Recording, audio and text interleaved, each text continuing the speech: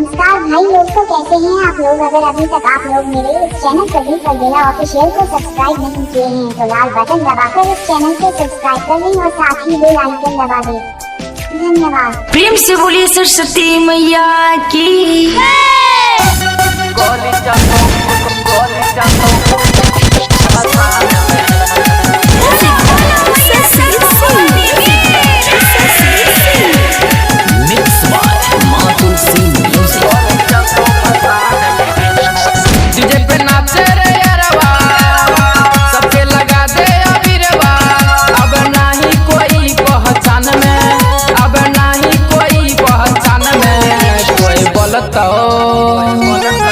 कोई बोलतो जदी रे मीता गोली चलतो भसान में। कोई बोलतो जदी रे मीता गोली चलतो भसान में। कोई बोलतो जदी रे करना गोली चलतो भसान में।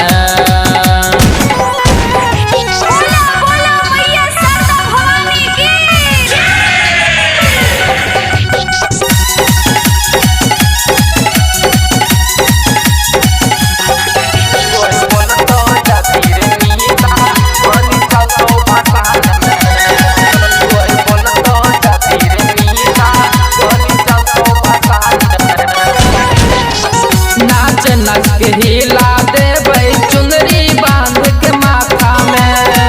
सबसे आगे रहते मूर्ति सजल गाड़ी टाटा में। नच के हिला देबै चुनरी बांध के माथा में। सबसे आगे रहते मूर्ति सजल गाड़ी टाटा में। जकरा मिलके सत्य गुंज जैते रे कान में। सत्य गुंज जैते रे कान में। कोई बोलतो जदी रे मीता गोली चलतो भसान में। कोई बोलतो जदी रे यारवा गोली चलतो भसान में। कोई बोलतो जदी रे सोनवा गोली चलतो भसान में।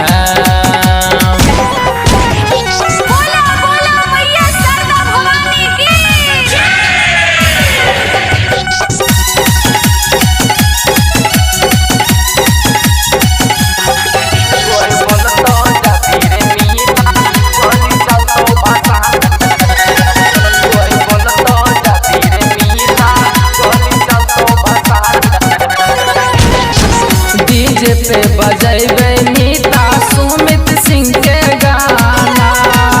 एमसन लड्डू के बोलाई है नहीं चलतो बहाना।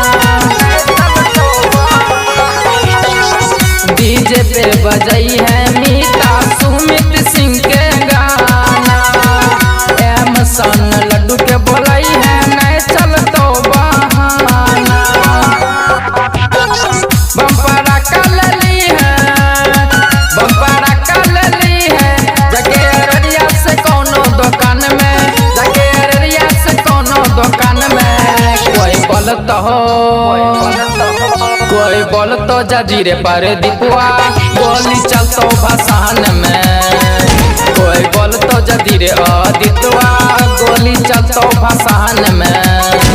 कोई बोलतो जदी रे मुकेशवा गोली चलतो भसान में।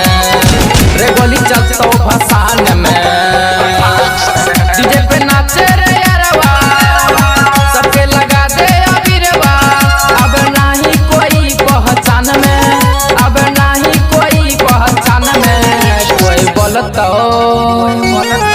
कोई बोलतो जदी रे मीता गोली चलतो भसान में।